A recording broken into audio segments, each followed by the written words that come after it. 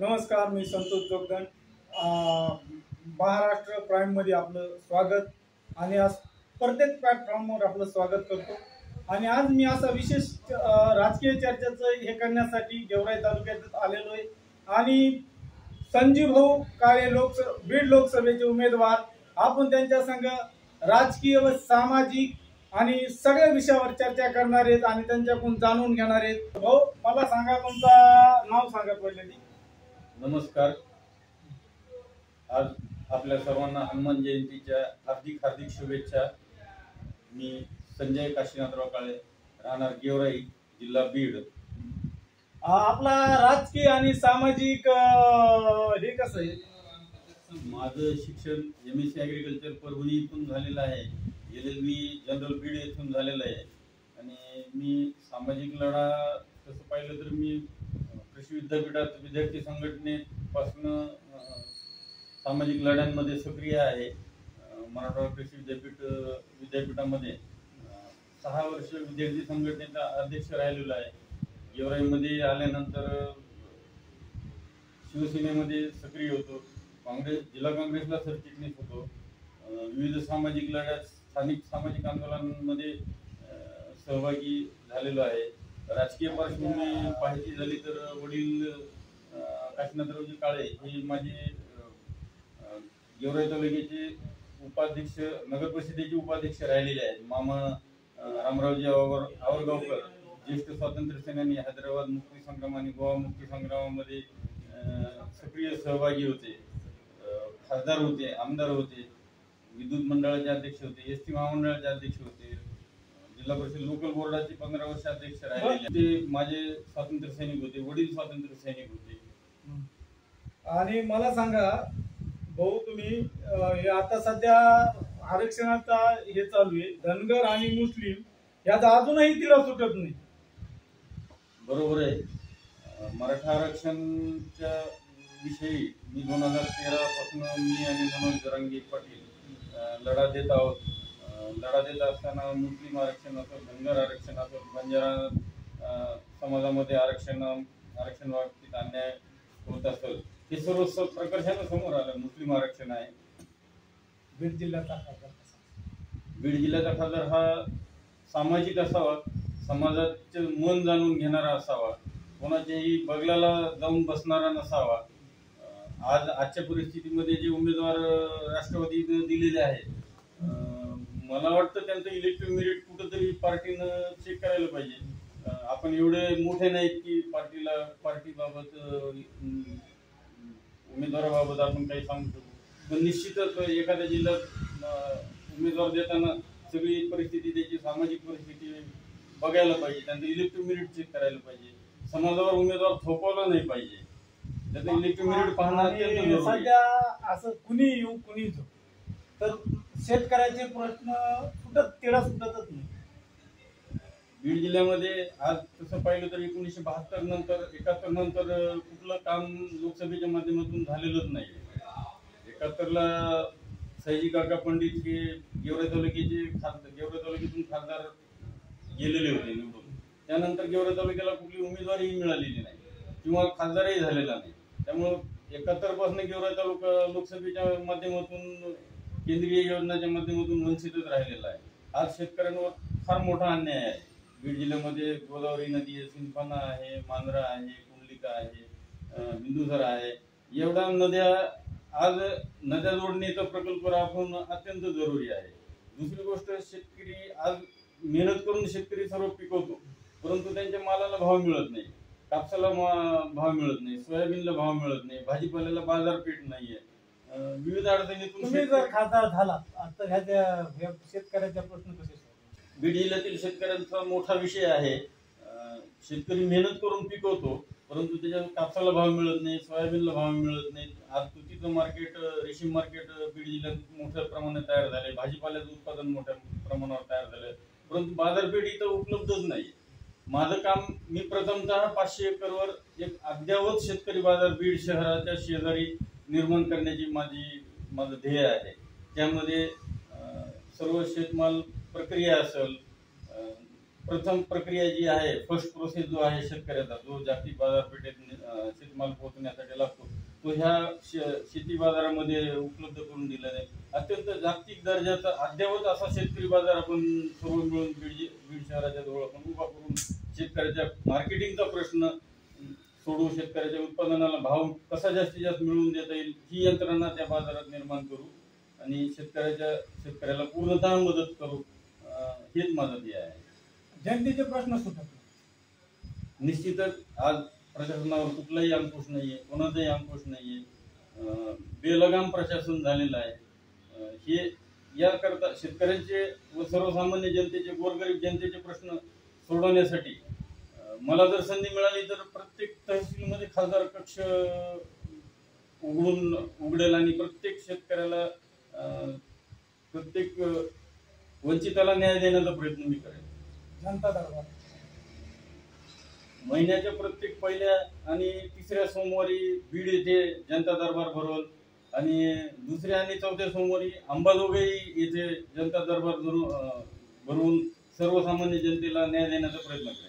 विद्यार्थ्याची अजूनही समस्या सुटत नाही, स्कॉलरशिप असो कुठल्याही त्या असो, तर त्याबद्दल काय सांगा? हा सर्वात मोठा प्रश्न ग्रामीण भागातून जे गरीब शेतकरी कामगार कुटुंबातले जे विद्यार्थ्यांच्या राहण्याचा प्रश्न असतो, शाळेचा प्रश्न तर बऱ्यापैकी शाळा सर्व बीड शहरात किंवा अंबाजोगाई शहरात आहे, परंतु राहण्याचा प्रश्न अत्यंत बिकट आहे. या विद्यार्थ्यांसाठी अंबाजोगाई आणि बीड शहरामध्ये छत्रपती रहिवास एक निर्माण करू आणि मोफत त्या विद्यार्थ्यांचे, गरीब विद्यार्थ्यांची, शालेय विद्यार्थ्यांची राहण्याची सोय बीड आणि अंबाजोगाई इथे आपल्या माध्यमातून करू, एवढं मी ध्येय माझं ठेवतो. रेल्वे प्रश्न असतो आजपर्यंत बीड जिल्ह्याच्या रेल्वेकडं राजकीय दृष्ट्या बघितलेलं आहे, त्याच्याकडं सामाजिक दृष्ट्या किंवा बीड जिल्ह्याचा व्यवसाय वाढल किंवा व्यावसायीकरण होईल या रेल्वेच्या माध्यमातून असं बघितलंच गेलं नाही. अन्यथा इतके दिवस रेल्वेला लागलेच नसते. राजकीय प्रखरतः राजकीयच रेल्वे मार्ग म्हणावा लागेल. आपण सर्व मिळून सोलापूर धुळे आणि नगर परळी नगर बीड जो रेल्वे मार्ग आहे हा व्यावसायिक आणि सामाजिक दृष्ट्यातून ताबडतोब कसं चालू होईल हे आपण सर्व मिळून ध्येय ठेवून काम करू. आणि अजून ह्या कुणीही जरी तो निवडून आले तरी आणखीन बऱ्याचशा गोष्टी अशा जाणं त्या सर्वे करत आणि आमदार असो खासदार असो प्रत्येक मतदार नाराज. निश्चितच लोकसभेच्या माध्यमातून मागच्या 50 वर्षात कुठलेच काम झालेले नाही. जे बेसिक इन्फ्रास्ट्रक्चर सयाजी काका पंडित, रामरावजी आवरगावकर, बळवंतराव कदम, श्रीपतराव कदम, केशवभाई क्षीरसागर यांनी जे निर्माण केलेलं इन्फ्रास्ट्रक्चर आहे त्यानंतर कुठल्याही तालुक्यात किंवा कोणत्याही तालुक्यात जिल्ह्यात इन्फ्रास्ट्रक्चर तयारच झालेलं नाही. त्यामुळे सर्वसामान्य जनता नाराज होणं हे साहजिकच आहे. जातीपातीचं राजकारण केलं, गटातटात लोकांना विभागलं गेलं. आजही लोकसभेच्या माध्यमातून समाजामध्ये फूट पाडली, ओबीसी जातीचं राजकारण केलं, ओबीसी मराठा इतर जाती अशा पद्धतीनं गट हे राजकीय उद्देशाने निर्माण केले, मताच्या दृष्टिकोनातून निर्माण केले. परंतु आता समाज जागा झालाय, सर्वसामान्यांना कळतं विकास काय आहे, काय करायचं. लोक ह्या मताचं ध्रुवीकरण या निवडणुकीत होणार आहे. आज ग्रामीण भागात माझे दौरे झालेले आहेत. धारूर तालुका आहे, केज तालुका आहे, अंबाजोगाई तालुका, माधवगाव तालुका, सर्व ठिकाणी माझा दौरा झाला. मी या दौऱ्यात एक प्रकर्षाने बघितलं, सर्वसामान्य जनता माझ्या बरोबर आहे, सर्व जाती धर्मातली जनता माझ्या बरोबर आहे. आज जनतेला विकास पाहिजे, आज मी अपक्ष आहे. अपक्ष असल्यामुळे साहजिकच माझी यंत्रणा कमी आहे. तुमच्या मागे ही यंत्रणा कमी असताना सर्वसामान्य जनता हीच माझी यंत्रणा आहे. प्रत्येक गावातील युवक आहेत, शेतकरी आहेत, हे स्वतःहून यंत्रणा म्हणून, स्वतः खासदार म्हणून समोर येत आहेत, स्वतः उमेदवार आहेत म्हणून काम करण्याची इच्छा प्रकर्षाने मला सर्वजण देत आहेत. आज बीड जिल्ह्यामध्ये मराठा आणि वंजाराम किंवा ओबीसी मतासंदर्भात उमेदवार उभे केले इतर पार्ट्यांनी. परंतु माझं पार्ट्यांना आव्हान आहे की तुमच्याकडं सक्षम उमेदवार, मराठा उमेदवार नव्हता का उभा करायला? बीड जिल्ह्यामध्ये दुसरा आणि नेमकं म्हणायचे काय तुम्हाला? बीड जिल्ह्याचा उमेदवार हा मराठा उमेदवार द्यायचा, मराठा म्हणून द्यायचा तर मराठा सक्षम उमेदवार असावा असं माझं मत आहे. तुम्ही आज मागच्या वेळेला 5 लाख मतदान यांनी घेतलं आणि पुन्हा लोकांना भेटलंही नाही किंवा समाजाचं कुठलं कामही केलेलं नाही आणि आज मराठा मतदारांनी मराठा मत द्यावं ही अभिप्रेत तुम्ही का करता? साहेबाला काय सांगणार तुम्ही? पवार साहेबांनी नेहमी बीड जिल्ह्याला गृहीत का धरावं, मराठा समाजाला गृहीत का धरावं हेच माझं म्हणणं आहे. मग तुम्ही साहेबाला बोलणार का नाही? निश्चितच माझं तर सर्वांना आव्हान आहे की तुम्ही बीड जिल्ह्यातल्या मराठा समाजाला गृहीत धरू नका.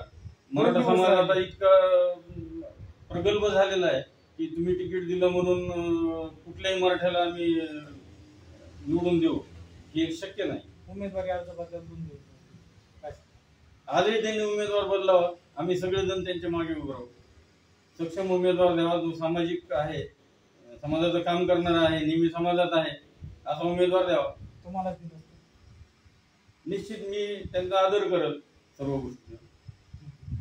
तुम्ही 25 तारखेला जी भरणार आहे तर त्याच्या आधी जर तुम्हाला साहेबांनी सांगितलं, तुम्हाला जर मागे समाजाने सांगितलं तर मी निश्चित विचार करेन किंवा मग उमेदवार यांनी चांगला दिला तर निश्चित उमेदवार करेल. मला कोणी सांगायची गरज नाही. साहेब म्हणले तुम्ही राहा, मी निश्चितच त्यांचाही आदर करेल, समाजाचाही आदर करेल. मैदानात बिलकुल मैदानात नाही झालं तरी असे समाजाला न्याय दिला नाही, समाजाला जर गृहीत धरणार असतील तर मी अजूनही समाजाला, तुम्हाला मोबाईल आपलं बोलता बोलता विषय झाला, अजूनही समाजाच्या सामाजिक भावना व राजकीय असतील किंवा आरक्षणाचा मुद्दा असेल तर अजूनही सुटत नाही. आणि आता बी आपण सुरूच आहोत. आज आरक्षणाचा विषय असेल, समाजाच्या अडचणीचा विषय असेल, जेव्हा संधी मिळेल, लोकसभेत संधी मिळेल, मराठा समाजाच्या आरक्षणाचा विषय असेल, धनगर समाजाच्या आरक्षणाचा विषय असेल, मुस्लिम समाजाच्या आरक्षणाचा विषय असेल, इतर सर्व समाजाच्या आरक्षणाचा विषय असेल, संधी मिळाली तर लोकसभेत निश्चितच मी आवाज उठवणारच. सर्व समाजांसाठी निश्चितच रस्त्यावरही येणार. रस्त्यामध्ये संजीव भोकाळे आणि त्यांनी पोलखड अशी आपल्याला चर्चा करताना आपल्याला असं काही जाणवलंय तर बीड जिल्ह्यामध्ये खासदार कसा असावा ह्याच्यावर बी आपण चर्चा केली. प्रत्येक गोष्टीवर आपण चर्चा केली आणि ह्या सर्व गोष्टीवर चर्चा करत असताना त्यांच्या भावना जी आहेत त्या समाजासाठी आणि जी तळमळ आहे त्यांची ती त्यांनी पडखर आपल्या महाराष्ट्र प्राईमशी बोलताना पूर्ण उघड करून दाखवली. तर हे व्हिडिओ तुम्हाला कसा वाटला? लाईक, शेअर, कमेंट आणि फॉलो करा.